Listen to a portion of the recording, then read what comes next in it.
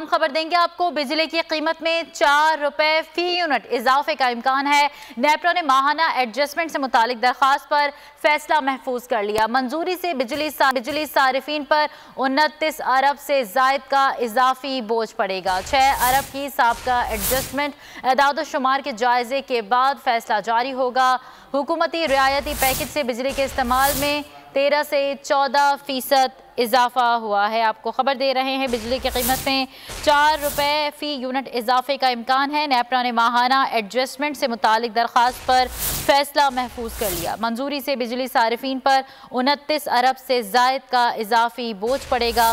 6 अरब की साबका एडजस्टमेंट के जायजे के बाद फैसला जारी होगा। हुकूमती रियायती पैकेज से बिजली के इस्तेमाल में 13 से 14% इजाफा हुआ है। बिजली की कीमत में 4 रुपए फी यूनिट इजाफे का इम्कान है।